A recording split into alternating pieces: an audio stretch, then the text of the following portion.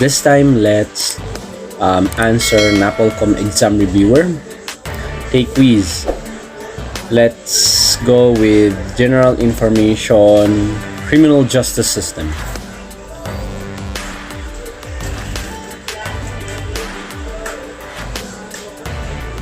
The power of the chief executive to grant pardon is limited to the following, except pardon is exercised only after conviction, pardon is administered by the court, pardon cannot be extended to cases of impeachment, no pardon, parole, or suspension of sentence for violation of any election law may be granted without the favorable recommendation of the Commission of Elections. So that's letter D is correct. That's true.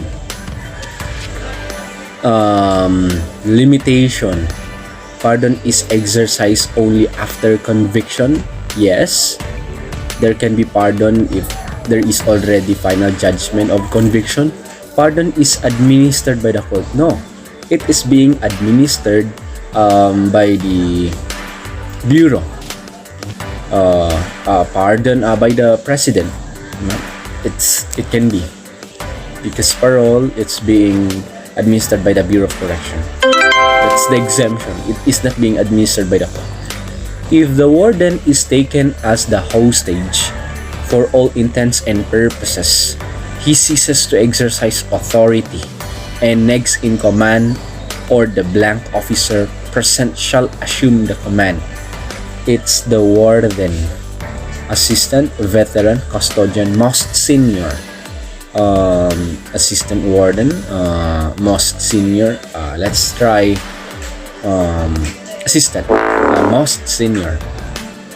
Among the following was the builder of Hospice of San Michel, a reformatory for delinquent boys. John Howard, Samuel Romilly, Pope Clement VI, Montesquieu. I'm not that aware about this. Let's try the Pope. Pope Clement VI, the builder of Hospice of San Michel. It is an act of clemency which changes a heavier sentence to a less serious one, or a longer term to a shorter term. Reprieve, commutation, none of this, and amnesty, they are modes of relieving. Amnesty, it's the only for those who are rebellions against the government. Amnesty. Reprieve, not that sure. Commutation, it's the change, diba? Let's try reprieve. Commutation. What kind of program employs prisoners in various product or good producing tasks? Administrative, industrial, operational, or agricultural? Various product or good producing tasks. Let's try industrial. What is the type of jails under the supervision of the BJMP? Provincial and sub-provincial jails, city and municipal jails, lock-up jails, insular jails. BJMP.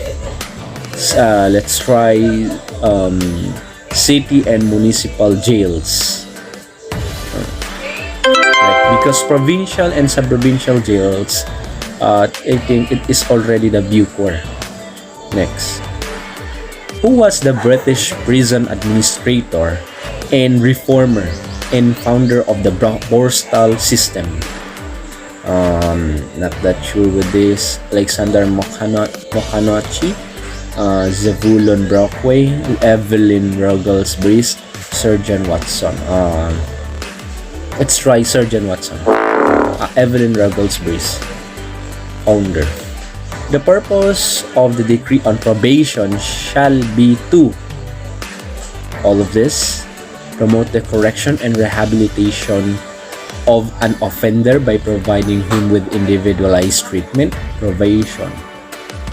Prevent the commission of offenses, provide opportunity for reformation of a penitent offender.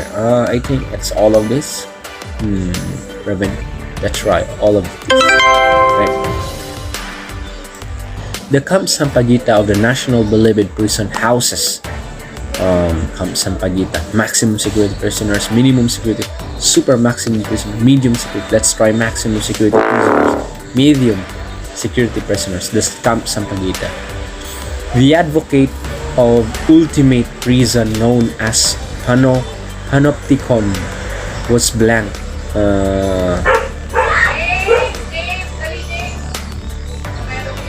Jeremy Bentham, Samuel Romilly. When it comes to names, I'm not that aware. Jeremy Bentham. The first house of correction in London, England was blank. Mamertine Prison, Walnut Street Jail, Panopticon, Breathwell Workhouse. Not that sure. Let's try Mamertine. It's Breathwell Workhouse. A correctional institution that has the authority to detain persons awaiting trial or adjudication of confined convicted offenders for a short period of time. Penal colonies, halfway houses, jails. Awaiting trial and adjudication or confined convicted. I think let's try not detained, awaiting trial or adjudication. Let's try all of these. Jails. They are only for authority to awaiting the BJMP, awaiting trial or adjudication, or confined convicted offenders for a short period, because BJMP or the city jail, BJMP confined offenders with imprisonment of 3 years and less than 3 years. So those short period. Next, they were known as Breedwells, which started in 1553 and served as training schools for delinquent youths, provided housing and support for older and poorer persons and detained vagrants. Workhouses. Breedwells is a workhouses. Which of the following is an executive clemency that requires the concurrence of Congress? So it's an executive, only the president. It's the amnesty and concurrence with the Congress. Okay. What's the name of the prison institution situated in Zamboanga named after Captain Blanc of the Spanish Royal Army? It's San Ramon Prison Penal Farm. A minimum and maximum amount of time to be served in prison is referred to as the ISLAW, as an indeterminate sentence. Minimum and maximum amount of time to be served in prison. An agency under the DOJ, Department of Justice, that is charged with custody and rehabilitation of national offenders, that is those sentenced to serve a term of imprisonment of more than 3 years. So that is already the Bureau of Corrections. During the 16th up to the 18th century, a criminal may be sent away from a place carried out by prohibition to coming against a specified territory. This is an ancient form of punishment called exile, sending away from a place. Banishment. Public humiliation or public exhibition also mean blank. Banishment, no. Social degradation. Public trial, public execution. I think it's public humiliation or public trial. Social degradation. It exercises supervision and control over provincial jails. Bureau of Corrections.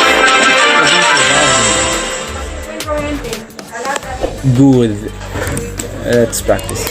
We cannot become what we need to be by remaining what we are. Still continue practice.